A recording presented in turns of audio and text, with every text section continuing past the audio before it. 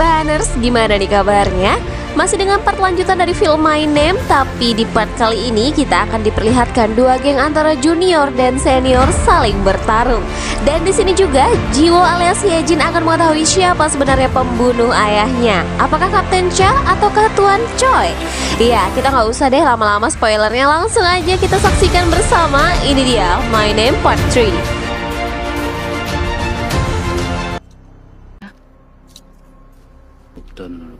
Di part sebelumnya, Gang Jae berhasil menangkap Hyejin. Foto Hyejin pun sampai pada Tuan Choi. Namun dalam keadaan yang sudah pasti tidak bisa menang, Hyejin pun masih berani menantang Gang Jae. "Kau akan mati di tanganku," dengan tanpa rasa takut Jiwo mengatakan itu pada Gang Jae. Itu membuat Gang Jae semakin emosi. Pildo dan Hyejin diborgol pada sebuah mobil dan mobil itu akan dimasukkan pada mesin penghancur. Mereka mencoba menyelamatkan diri, namun sangat sulit dengan tangan yang terborgol. Dan saat sedikit lagi mobil itu akan remuk, tiba-tiba sebuah mobil datang dan langsung menabrak sumber aliran listrik mesin itu. Iya, itu adalah Tuan Choi yang berhasil menyelamatkan Hyejin, lalu ia segera kabur sebelum polisi datang.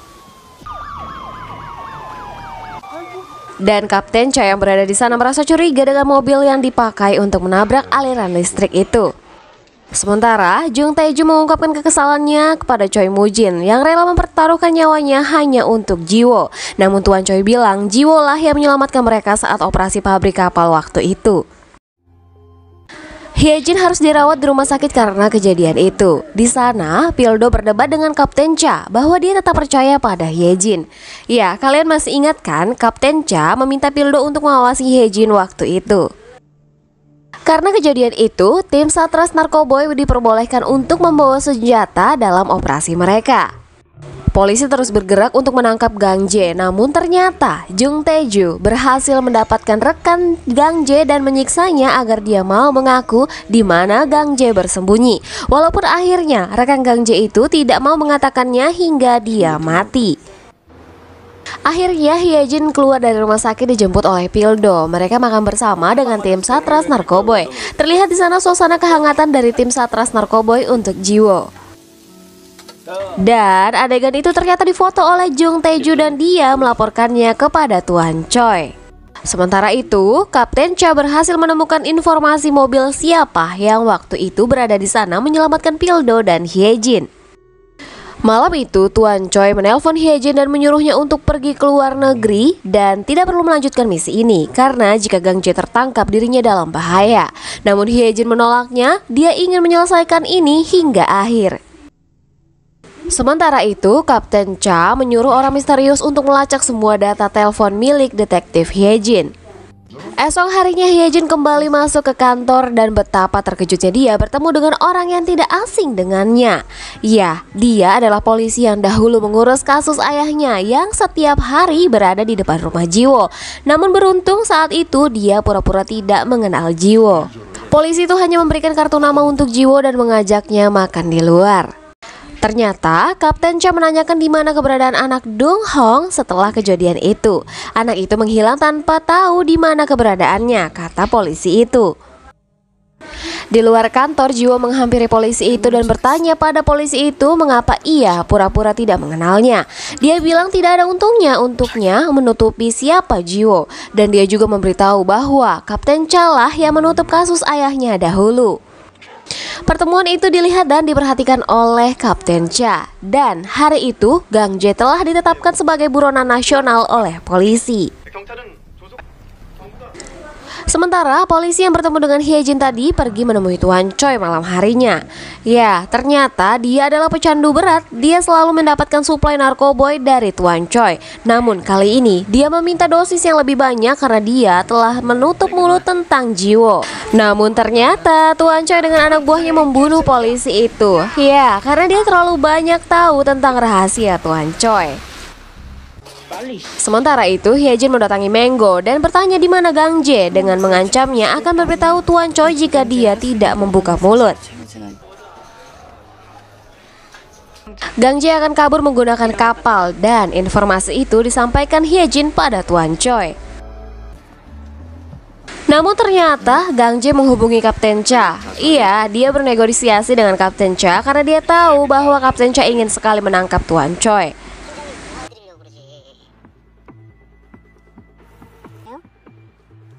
Hari itu, Jung Tae-ju memperingatkan Tuan Choi bahwa bisa saja itu sebuah jebakan. Namun Tuan Choi lebih percaya pada Jiwo saat itu dan meminta Jung Tae-ju untuk tetap tinggal agar jika terjadi sesuatu padanya tetap ada yang mengurus organisasi mereka.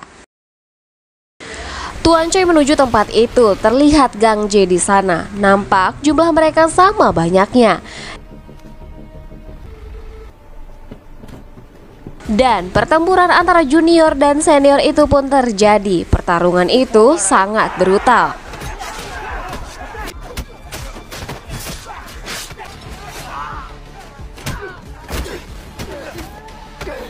Dan di tengah perkelahian, para polisi akhirnya keluar untuk menangkap mereka. Ya, benar kata Tae-ju, itu adalah jebakan. Choi Moo-jin menjauh dari para polisi itu untuk mengejar Gang Jae. Mereka berduel di atas bangunan di sana. Gang Jae berhasil menusuk Tuan Choi.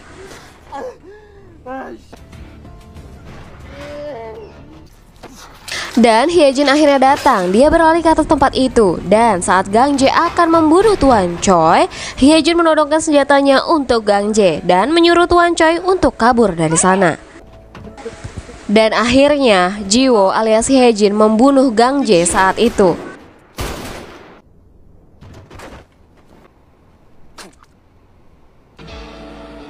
Sedangkan Tuan Choi berhasil kabur dari sana dan diselamatkan oleh Jung Tae-ju. Tuan Choi kabur ke sebuah kuil di daerah terpencil dan diobati oleh biksu di sana. Jiwo yang untuk pertama kalinya di dalam hidupnya dia membunuh seseorang, dia nampak gelisah hari itu. Dan malam itu, Pildo datang untuk menemaninya minum bersama. Pildo mengerti perasaan Jiwo saat itu dan akhirnya Jiwo bercerita tentang Gang Jae yang dahulu berusaha memperkosanya saat di arena olahraga Dongcheon.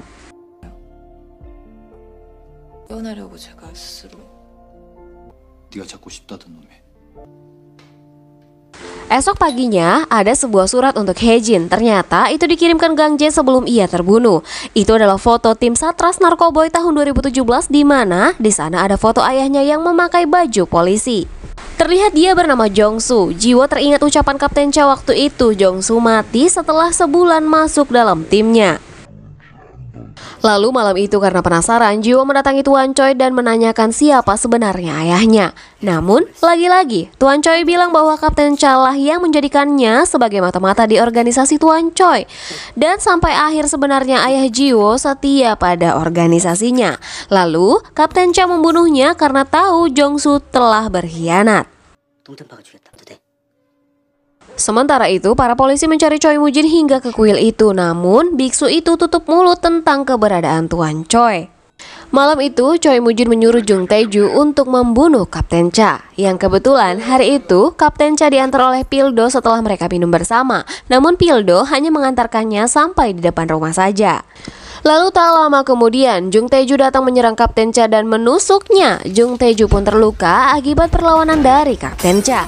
Dan Jung Tae-ju meninggalkan Kapten Cha yang kritis di sana. Tak lama kemudian, Jiwo dengan berapi-api datang ke rumah Kapten Cha. Ya, betapa terkejutnya Jiwo melihat Kapten Cha yang sudah berlumuran darah. Namun dia tetap mengancam Kapten Cha untuk buka mulut tentang kematian ayahnya. Kapten Cha sadar bahwa Hyejin adalah Jiwo, anak dari Jong-soo. Dan Kapten Cha menjelaskan semuanya pada Jiwo. Lalu memberikan bukti tas yang berisi surat-surat Jong-soo di dalamnya.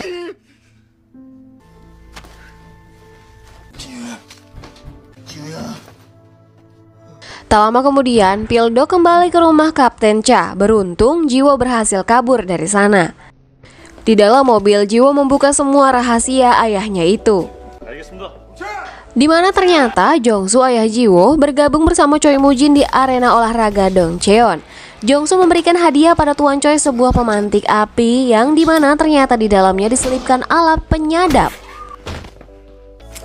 Dan itu diketahui oleh Choi Moo-jin. Ia kecewa berat. Choi Moo-jin menggeledah kamar Jong-soo saat itu dan mendapatkan mesin tik yang terselip sepotong kertas yang bertuliskan kegiatan organisasi itu. Ayah Jiwo ternyata adalah seorang polisi hingga akhir ayatnya. Di dalam tas itu pula terdapat sebuah surat untuk Jiwo, yang isinya ayahnya bangga dengan Jiwo. Ia ingin suatu hari nanti melihat Jiwo tumbuh besar hingga Jiwo menikah dan memiliki anak. Namun dia sadar hari itu tidak pernah bisa dia lihat. Dia ingin Jiwo meskipun dia ayah yang buruk untuk Jiwo. Jiwo tahu bahwa dia sangat menyayangi Jiwo. Jiwo sangat terguncang saat itu. Bagaimana bisa selama ini orang yang dia percaya ternyata menipunya, sekaligus dialah yang membunuh ayahnya.